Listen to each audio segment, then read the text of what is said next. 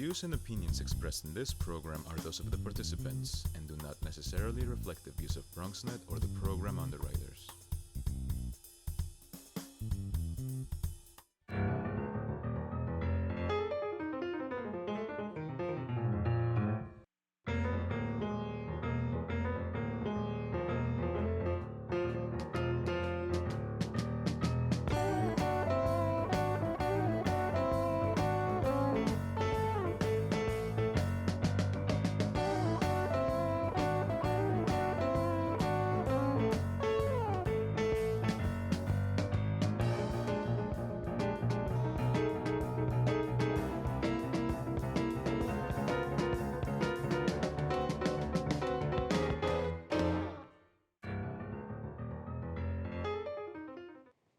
Good evening and welcome to BronxTalk. In a few weeks, Bronxites, and people all over the country for that matter, will receive a census questionnaire in the mail.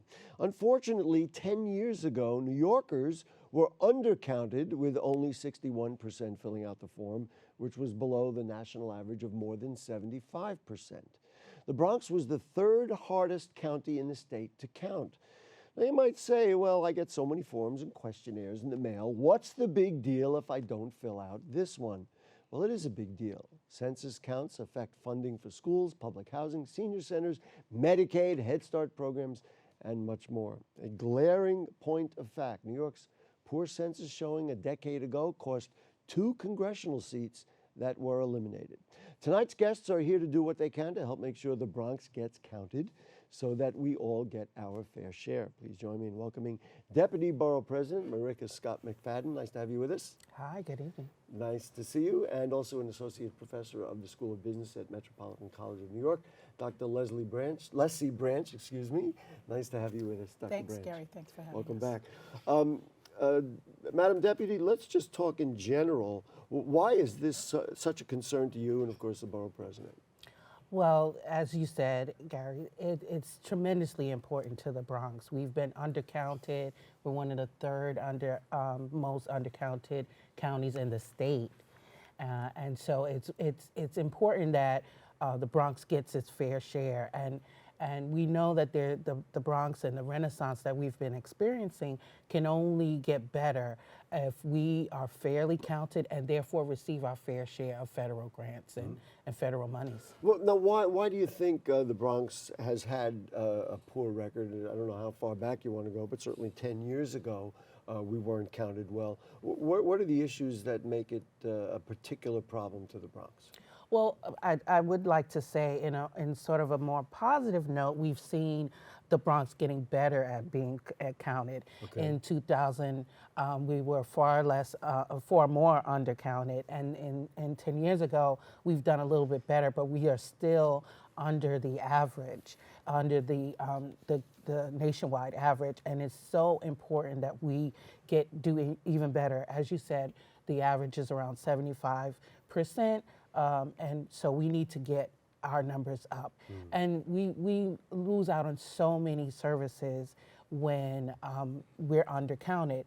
It could be seats at schools, it could be infrastructure, it could be a bus route that is shortened or lengthened to accommodate. Because they say there aren't enough people in that area to provide that service. Absolutely. When in fact the possibility is there could be. There's quite a few. The borough president himself usually makes an anecdote, and he talks about it in terms of a wedding. So we all know about that, being invited to a wedding and needing to get the RSVPs in, right? And so if you show up and you didn't RSVP, there may not be a table for you, a seat for you, or food for you. So in this case, if we are here and we're not counted, there may not be, right. Dr. Branch, let's talk about who is not getting counted and why wouldn't they be getting counted. I made a rather direct appeal at the top of the show to say, hey, look, it makes total sense. You want funding for all the things that the deputy mentioned, but who is it and why is the Bronx so difficult to count? Well, that's a great question, Gary. And I would suggest people who are not counted are folks who are likely undocumented. but also people who are just not trusting of the political process. And so people who have suspicions about why are they collecting this information might just not want to participate in the process. And so what we hope to do through this venue and then even in other venues is to educate people with regard to the importance of why you should participate in the count. Politics, according to Harold Lasswell, is the power to decide who gets what, when, and how. How we split up the pie. How we split up the pie, and citizens or people who live in a particular area have political power. But if they don't participate in the process, then they can't affect change. Change is constant, change is a process, and it requires our participation. You talked about people who are undocumented. The president wanted to have a question in there about citizenship. It was struck down. This whole notion of distrust of government, I could frankly understand if somebody who's undocumented says, you know what, I ain't filling out a form because even though allegedly it's not supposed to be used against them or used for, Right. immigration enforcement, but I can understand somebody saying, you know, that's just the kind of thing that'll get me in trouble. Well, for sure, and that is a rational thought to have, but I would suggest that it is more likely that the government knows more about you than you think they do.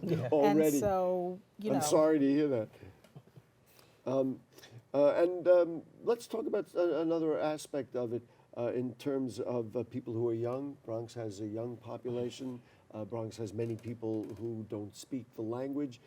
How can that be addressed? How do you reach those people and get to them? And we'll ask the deputy the same question after you're done. So I believe the 2020 census form is in various languages. I know with here in the Bronx, one of the largest language outside of English is Spanish. Obviously. And so the form is available in Spanish as well.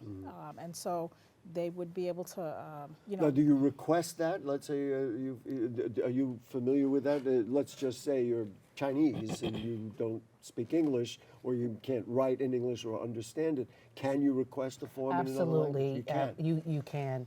And what we've found is trusted partners in the community are wonderful resources. That might be a church leader or a community leader that we can use to send the census message through. So even though there are communities, immigrant communities especially, where they are distrustful, we know that working through churches and synagogues and certain other community groups, that we do find a trusted message and we can get more So people. that's the way, it's almost really Yes. like a classic grassroots effort. Absolutely. You know, one of the numbers that was presented to me, approximately 57% of Bronx County's, excuse me, current population, that is 820,000 people, live in so-called hard-to-count neighborhood. That's a very, very large number.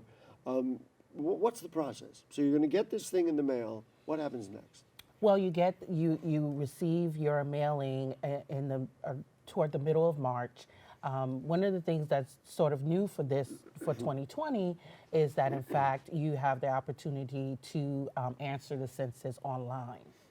So that's a great opportunity, but we also know that can be a barrier in communities where we don't have internet. Digital divide, Absolutely. that would bring up the digital divide in glaring neon letters. Absolutely. So partners that we want to work with our Complete the Count Committee, we will be asking that they help us sort of bridge the digital divide and help with Wi-Fi and help with providing services where someone can come in, perhaps at a library, perhaps at a community-based organization, and use the Wi-Fi and be able to go on and complete the form. The whole notion of a digital census form, is that the direction we're moving? In other words, do you anticipate, because it does leave some people out. There's also some concern about server failures, and of course people without internet access. some people, certainly older people who, concerned about senior citizen funding, Right. may say, I don't use a computer. I never have used a computer. How do we deal with that? And what's your thought on what should be? And you'll get that next as well. Well, we know that absolutely that can be a challenge in terms of the digital divide, but there will be the traditional enumerators that will come out.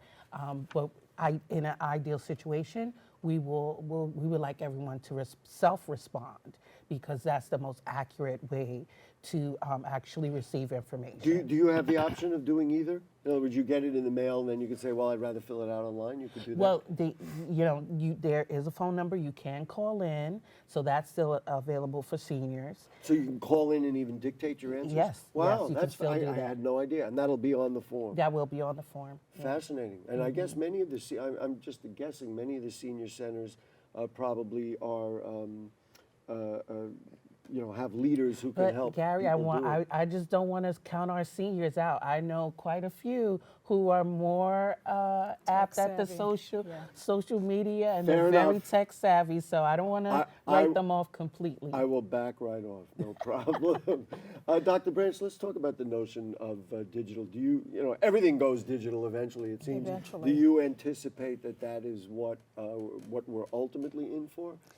Well, that's It's a thorny issue. It is on the horizon, but to move totally in that regard or in that way, I think would pose challenges. So let's think about institutions that have gone cashless and some of the challenges that they are facing, and some of them have, I think, even been legislated to, you can't just totally go cashless. You have to accept cash because you're discriminating, as it were, That's against. a proper analogy, I Right. think. I think that makes sense, because there are some people who don't go there. Right. Do you have a recommendation to people as they see the form come in and they read it, to do one or the other, to go online, to make the phone call? Does it matter? Well, I mean, it's always nice to have choices, right? Okay, I guess so. And so if you attempt one and it doesn't work out, like the Deputy Borough President said, perhaps go to one of the trusted partners. And it behooves the trusted partners to get in this game, because if they... It's their funding. Right, exactly. And so, Seems logical. in some ways, to just pawn everything off on the internet undercuts you, right? So... But I will say Yeah, that please do. in terms of utilizing the online option, this year will allow us to be able to needle in to where people are being undercounted, where we're getting good counts, and where we're not getting as much counts before the end of the process. So if there is a need for targeted into a certain area, you'll be able to see that on a dashboard. So I want to pursue this idea, because as I understand, if you don't fill out the form, there are people, parts of your committees and other committees around, who will send representatives to knock on doors or ring doorbells. Just talk about that. When you're talking about every person in the Bronx, I said it was 1.4 million, you said 1.5 million, whatever the number is, that's a lot of people to try and gather up. Talk about that process of the follow-up if, in fact, after a period of time, a census is not received. Certainly. So after the mailings are out and the self-reporting time elapsed, the census will send out, the census itself will send out enumerators, and these they should be identified. And I just wanted to put that out there, because we do worry about security of their information. Sure. So that's why self-reporting is ideal, because you are in the most control of your information. Right. If you report it yourself. When the opportunity for a numerator comes out, we want everyone to be safe. They will not ask your social security number and things like that, but they will ask how many people live in the home, and it's a 10-question survey, so it's not that in-depth. You should feel comfortable opening the door answering questions for the enumerator. And I addressed it earlier, but there will be no citizenship questions. So There is which- no citizenship right, question. which was struck down. Dr. Branch, talk to me a little bit about the form itself. Has it changed over the years? Is it the same as it has always been? Are there questions you think that people are a little more concerned about? Ethnicity questions and things like that? So the form hasn't changed structurally very much, but I do believe there are a few additions in terms of the ethnicity piece, because what people have essentially said is, I don't know what box to tick off because I'm sort of none of these, or maybe mixed. I'm We many certainly of have these. mixed people. Right, and so I think the form has done a better job in terms of trying to put a few more ethnicities on there so people can pick what they self-identify as. And the whole thing, again, as Marricka said, this is a self-report thing, and so we want to collect the most accurate information that we can, and so the form needs to ask questions in a way that allows people to see themselves in it and therefore respond. You know, just thinking about what you're saying in terms of, let's say, people's ethnicities, if you feel about your own people or where you're from, feel strongly about that you want to be represented either so that an elected official knows how many of your ethnicity is in that community, so there could be cultural activities connected to it. Right. And then I'm going to keep going, and then if you say children, and then all of a sudden there aren't slots in pre-K schools or in daycare, that's all because these people don't get counted. And that is true. And so, as I said before, this notion of participation is crucial. A lot of the challenges that we face here in the Bronx and everywhere are just as much about politics as they are about economics.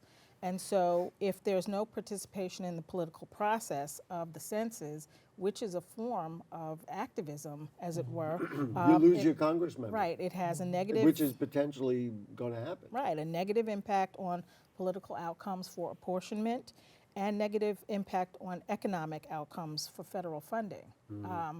So, get in there, fill this form out, and fill it out as accurately as you can. If you don't fill out the form, and then all of a sudden you find that funding for a senior center is cut, or you say, and NYCHA funding, which of course there's never enough money for that. One thing I pulled out of the history, in 1950, this is an interesting thought about New York State. In 1950, we had 45 representatives in Congress. And now, you know how many we have? 27. And potentially down to 26 next year. For people, let's say, who like their Congress member or think their Congress member is representative, they could lose that one, and then you'll be lumped into another district. Right. Because, this is what you're talking about here. Exactly. And so, where Ocasio-Cortez is, that could happen if people don't show Especially up. because that district bridges two boroughs, so they'll say, Exactly. well, wait a minute, maybe you ought to clean that up, so to speak. Yeah. Well, the apportionment process is very complicated, but one of the things that we know is that having ourselves counted appropriately is a way to make sure that we continue to hold on to representation, not just for political motivations, but because it's necessary to have advocacy around our neighborhoods. And the Bronx and New York City is so heavily diverse that our representation here goes a long way throughout the country. I think it's very easy to look at the census and say, well, it's a national form, it's a big thing, it's going all over the country. It's just me. But it sounds like from the dialogue we're having, this is about the most local thing you can do. Absolutely. Because it's actually going to, affect who you are. Another population I want to talk about, the city of New York has 62,000 homeless people. And frankly, many of those people may need services, whether it be through mental health, whether it be family support, or funding for housing, affordable housing, those kinds of things. How do we get them counted when you don't have a door, frankly, to knock on? I mean, they could be in a shelter. There's kind of a whole population of New Yorkers that hard to count, Well, so to speak. ironically, that population is thought of as hard to count.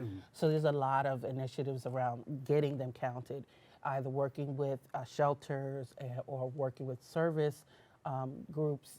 The census does a relatively good job in reaching out in that way. And then they do have a point where they do and go out and do counting for, I guess, what would be called street homeless, to do some counting with that. So they would do that, and then, frankly, if they see somebody in the street, technically they might sit with them with a form and try and fill that out? Yes, they will. Wow. They will absolutely do that. So I think that's an obvious hard to count population. I think But again, it's not like just a few people. We're talking Right. 62,000 Right. people.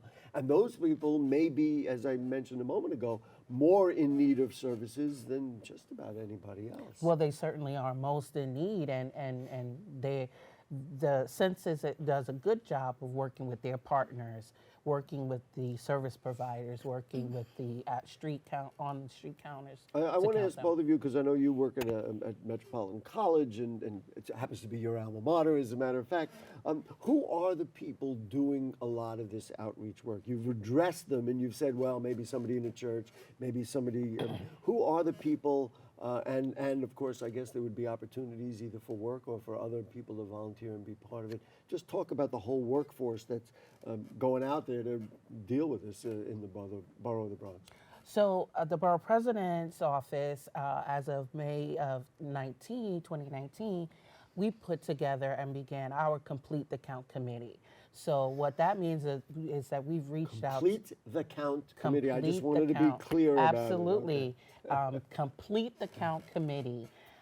We have been partnering. We've held monthly meetings where we exchange best practices in terms of how to reach out to different populations, either ethnic populations or, for example, as you spoke about, homeless populations, shelter populations. And how many people are in there? One would think you need, I hate to use the word countless, you need a lot of people to be part of it. Yes, Hundreds.